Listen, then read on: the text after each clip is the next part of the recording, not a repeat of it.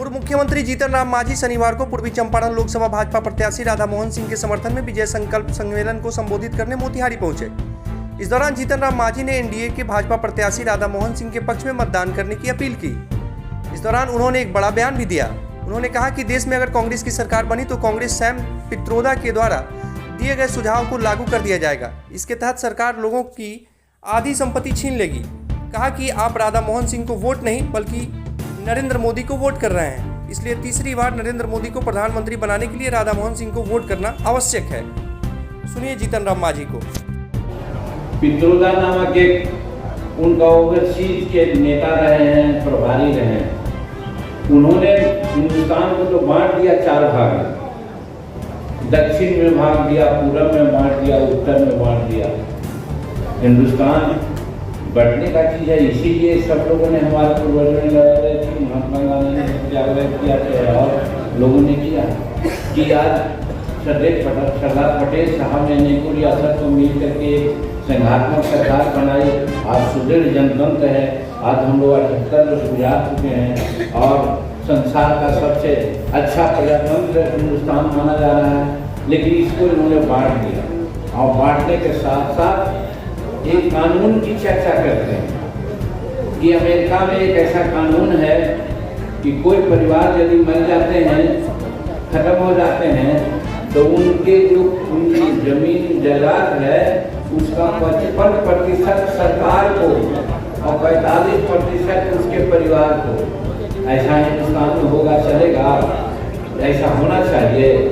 आज यहाँ तो है कि पूर्वज अगर कोई मरता है तो उसका सारा उत्तरदायित्व उसके बाल बच्चों को होता है, लेकिन वो ऐसा लाना चाहते हैं। अगर उनकी सरकार गफलत से भी आ गई तो पित्रोदा का जो कंसेप्ट है वही हेरिटेज यहाँ पर लावेंगे और यहाँ पर 55% हिस्सा सरकार को चल जाएगा और 45% में हम लोग झाल बजाते रह जाएंगे। तो ऐसे लोग को आने देना चाहिए क्या? तो मैं कहना चाहता हूँ तो यदि नहीं आने देना चाहिए तो मैं तो यही कहूँगा कि आपका नेता बहुत सी बातें और है, हम थोड़ा सा संक्षेप कर रहे हैं और एक दूसरे जगह जाना भी है, लेकिन अब यहीं पर आपसे हम जानना चाहते हैं कि हमारा जो शेड्यूल कास्ट के बच्चे, हम जिस समय मुख्यमंत्री नहीं थे, वेलफेयर मिनिस्टर थे, उस समय हमने कोशिश की थी के.पी. रमैया नाम करके एक IAS पदाधिकारी हमारे सेक्रेटरी हुआ करते थे। हम लोगों ने मिल करके एक कंसेप्ट तैयार किया कि हमारे गरीब लोगों के चाहे जमीन का मामला हो, छात्रवृत्ति का मामला हो, मकान बनाने का मामला हो, सबका रिकमेंडेशन जो सरकारी पदाधिकारी करता है वो गड़बड़ झाला करता है। इसलिए ऐसा क्यों न हो कि उसी वर्ग के लोगों को अधिकार दिया जाए। तब हम लोगों ने विकास मित्र बनाने का एक कंसेप्ट लिया और विकास मित्र बहाल करने का काम किया हम लोगों ने।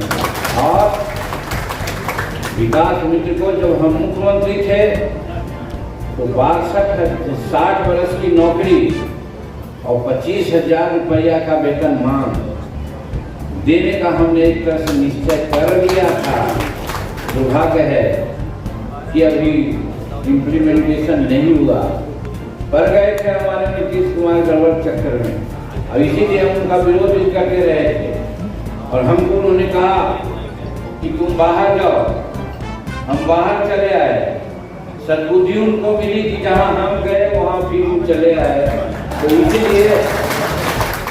इसीलिए अब हम सोचते हैं कि जो नीति हम बनाए थे विकास मित्रों के लिए वो नीति का अनुपालन होगा।